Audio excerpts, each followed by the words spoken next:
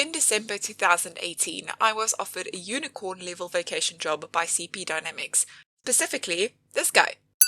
I was tasked with investigating and implementing the Donkey Car, an open-source self-driving library powered by machine learning. This thing kept me busy well into 2019. I fell in love with it so much that I convinced CPD to sponsor it as my final year project. This is my 2020 in 3 minutes or less. Do your worst. I am an absolute machine learning beginner. I want to know how the base neural network works, make my own, and get it to work in different environments. So, here's my plan. Get to know neural networks as thoroughly as possible. Figure out how to design one for myself without diving down the rabbit hole. Design one and make it generalize. Here's what went down. I dug myself through piles of research and spent way too much time on the literature study. This was to make sure I had a handle on the building blocks and solution options available to me. I could now sit down to work on my design. The issue with neural networks is that they don't lend themselves kindly to traditional engineering design, being too black boxy and data dependent for the stock calculate, simulate, go and make cycle to be practical. These things have been designed before though, and all the standard model building blocks that I required have been established over years of research. I could also dig into the established neural net design methods of Ian Goodfellow and François Trollet. After scribbling out how to represent my process, I merged their recommendations and some of the systems engineering concepts that I have learned throughout my study. This final design methodology was a cyclical process of experiment, measure, document, tweak, and repeat till I was happy with the results. This process was conducted on Colab notebooks and logged on Neptune, where I kept each model that was trained, its performance metrics, and major characteristics.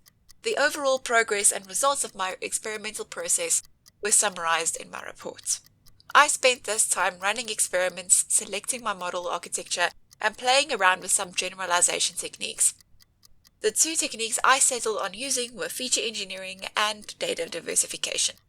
September was spent integrating the models into the Donkey Car simulator. One major hurdle was discovering that the TensorFlow version used to train the models was incompatible with Donkey Car's default, and I had to sort this out. Once that was out of the way, I was able to run my models in the simulator and begin tweaking my process further. The models were easily referenced with the Donkey Car's drive command, so I did not have to implement them directly in the Donkey Car's code. The Donkey Car works with the parts methodology, where the image from the input camera is passed through a series of functions one by one. I sandwiched a custom part containing my lane detection algorithm in between the camera and controller parts. The rest of October was spent ironing out my design documents and ensuring my metrics were valid. In November, I set up and ran a formal evaluation where I compared each model and generalization method. My lane detection algorithm, combined with training on a diverse dataset, came out on top. This was also where I rounded off my project as a whole and had a good long look at what I did and what I could have done better. For example, the whole design issue was very prominent. There are a myriad of great ways to do lane detection and generalization that I did not get a chance to investigate properly because I was so focused on the design. The ultimate goal of the Donkey Car is to have as many people involved with and learn from this platform as possible.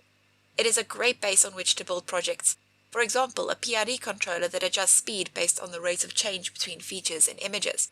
You can also train a dedicated feature extractor on hundreds of unique road datasets and apply those features to the Donkey Car via transfer learning. At the end of it, I must thank my supervisor, Prof. Kenny Uren, for his excellent guidance throughout this project. I can also not get away without thanking Casper, Alan, and CPD for mentoring me, sponsoring this project, and enabling this idea in the first place. Until next time.